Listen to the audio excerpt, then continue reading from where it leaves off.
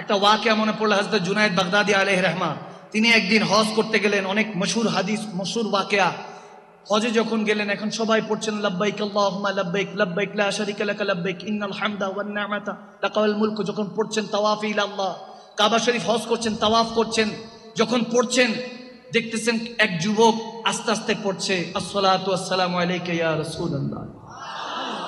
জুনায়েদ বাগদাদি ডাক দিলেন যুবককে, বুঝালেন এটা কাবাতুল্লাহ, এখানে তুমি সানা পড়ো, লাব্বাইক আল্লাহুম্মা লাব্বাইক পড়ো, তাকবীরে তাশরিক পড়ো, এখানে দুরূদ শরীফ পড়ছো, সালাতু সালাম পড়ছো, ঘটনা কি? বলে ইয়া জুনায়েদ আল বাগদাদি, আপনার কাছেই বলা যায়। বলে তুমি আমাকে চিনলা কিভাবে? বলে আপনাকে দেখি চিনে গেছি। আপনি যেন তাওয়াফে আছেন, তিনি এলহাম দিয়ে দিয়েছেন, আপনাকে চিনে গিয়েছি, কাশফ খুলে গিয়েছে। বলে কিভাবে? বলে হুজুর আমি যত ইবাদত করি, বান্দেগি করি, তাওয়াফ করছি, এটাই করতাম, কিন্তু দুরূদ শরীফ পড়ছি, এটার একটা হাকিকত আছে। বলে বলো ঘটনা কি? কেন কেন দুরূদ শরীফ পড়ছো আল্লাহর কাবার সামনে এসে? বলে হুজুর আমি হজের উদ্দেশ্যে রওনা দিয়েছিলাম বাবাকে নিয়ে। বাবা অনেক পরেজগার ছিলেন, দানবীর ছিলেন, দান সদকা করতেন, অনেক খেদমত করতেন। প্রতিমধ্যে ইন্তেকাল হয়ে গেলেন। হঠাৎ করে ইন্তেকাল হলেন। আমি বাবার জানাজার ব্যবস্থা করব, গোসলের ব্যবস্থা করব, দাফন কাফনের ব্যবস্থা করব। বাবার কাছে যখন গেলাম, কিছুক্ষণ পারি না দিতে, দেখতেছি চেহারা আমার বাবার সুন্দর ছিল, কিন্তু আল্লাহ মাফ করুক, নাউজুবিল্লাহ, চেহারাটা শূকরের মতো হয়ে গেল, নাউজুবিল্লাহ। আমি তো ভয় পেয়ে গেলাম।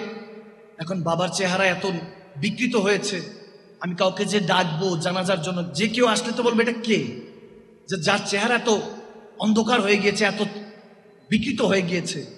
লজ্জায় কাউকে ডাকতেও পারছি না। কান্না শুরু করলাম, আল্লাহ তুমি এই ইমতিহানে ফেলেছো, তোমার তাওয়াফ করার জন্য, তোমার ঘরের তাওয়াফের জন্য বের হয়েছিলাম, এই কোন ইমতিহানে ফেলে দিলে? যখন হাউমাউ করে কাঁদছি, হঠাৎ করে দেখি এক বুজুর্গ ব্যক্তি চলে আসলেন। সুবহান। বলে এরকম মাথার মধ্যে রুমাল ছিল, মুখটা এরকম ঢাকা ছিল। আমার কাছে আসলেন, এসে বলতেছে বান্দা মনে হচ্ছে খুব পেরেশানে আছো। বলছে হুজুর অনেক পেরেশানে আছি, আমার বাবার চেহারা এটা এটা। বলে টেনশন করিস না, আমি এসেছি দেখতেছি। বাবার চেহারা দিকে তাকালেন, উনি ওনার হাত মোবারকটা আমার বাবার চেহারার মধ্যে শুধু একটু মালিশ করে দিলেন, সাথে সাথে পূর্ণিমা চাঁদের মতো নুরানি হয়ে গেল। দেখে তো আমি অবাক হয়ে গেলাম, আল্লাহু আকবার, এত সুন্দর। বলে তখন তিনি দেখতে দেখতে বলতেছে এবার সবাইকে ডাকো। ডাকানো হলো, গোসল দেওয়ানো হলো, দাফন কাফনের ব্যবস্থা করা হলো, জানাজার ময়দান আসলো। কোথা থেকে সবাই মানুষ, হাজার হাজার মানুষ চলে আসলো, নুরানি চেহারা। জানাজার ময়দানে তিনি জানাজার নামাজ আদায় করলেন, নামাজ পড়লাম, চেহারা দেখার সুযোগ হচ্ছে না, মুখটা ঢাকা। যখন সবাই নামাজ শেষ, দোয়া শেষ, যখন দাফন করে দিলাম, সবকিছু যখন আমার বাবা সমাপ্ত হলো, চোখের পানি ছেড়ে কাঁদছি, যার যার মতো সবাই চলে গেল, আমি আবার একা হয়ে গেলাম। ওই যিনি মহসিন ছিলেন, আমার উপরে এহসান করলেন, আমাকে মাদাদ করলেন, তিনি যখন চলে যাচ্ছেন মাদাদ করে, তেনার কদমটা ধরলাম। হুজুর যেতে যেতে একটু নামটা বলে দিয়ে যান না, যে এত বড় দয়া করলেন, আমার উপকার করলেন, আপনি কে? তিনি তখন চেহারা থেকে নাকাব শুনি বলতেছে আমি রাহমাতুল আলামিন, তোর নবী। তিনি তখন অবাক হয়ে গেলেন, আল্লাহু আকবার, ইয়া রাসূলুল্লাহ, ইয়া রাসূলুল্লাহ,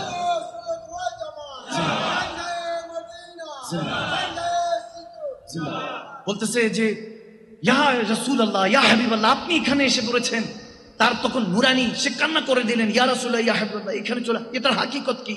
বলে উম্মত আমি এসেছি, ফেরেশতা আমি মদিনাতুল মুনাওয়ারায় ছিলাম, তুই তোর বাবাকে নিয়ে আসছিলি, আমি সব খবরে জানি আল্লাহর হুকুমে, কিন্তু তোর বাবা এই চেহারাটা বিকৃত যে হয়েছে, এটার হাকিকত ছিল এটা, যে তিনি যাই দান সদকা করতেন, যাই কিছু করতেন, ইবাদত বান্দেগি, মানুষকে দেখানোর জন্য, লোককে দেখানোর জন্য, বেরিয়া মুক্ত নয়, রিয়া যুক্ত তার ইবাদত ছিল। যখন সেই রিয়া যুক্ত ইবাদত করেছে, গেজার হালাল গেজা খায়নি, খাবার হালাল ছিল না, এরকম হালাল হারাম মিলিয়ে চলতো, তখন তার চেহারায় যেন বিকৃত হয়ে গিয়েছে। কিন্তু একটা আমল তার অনেক ভালো ছিল। ফেরেশতারা এসে আমার কাছে বলতে লাগলো, ইয়া রাসূলুল্লাহ, ইয়া হাবিবাল্লাহ, আপনার এক উম্মত বিপদে পড়েছে। তখন আমার নবী বলতেছেন কি কি? তার আমার নামায় আমলটা দেখাও। নামায় আমল দেখি দেখতেছি যে বেশিরভাগই গুনাহ, কিন্তু একটা আমল ভালো লাগলো, সে ঘুমাবার আগে 112 বার দুরূদ শরীফ না পড়ে ঘুমাতো না, আমার উপর সালাতু সালাম দুরূদ শরীফ পড়তো। তখন ওই যুবক বলতেছে, ইয়া রাসূলুল্লাহ, ইয়া হাবিবাল্লাহ, এটাই কি হাকিকত ছিল? বলে হ্যাঁ।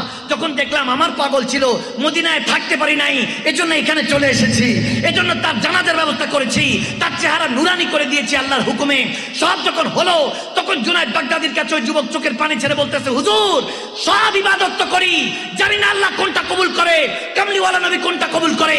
বুঝতে পারলাম আমার নবীর মিলাদ, আমার নবীর জাস্ট ঈদে মিলাদুন নবী, আমার নবীর দুরুদ ও সালাম আল্লাহর কাছে, রসুলের কাছে বেশি প্রিয়, এজন্য আমার নবীর উপর দুরুদ ও সালাম করছি কাবাতুল্লাহর সামনে। সুবহানাল্লাহ।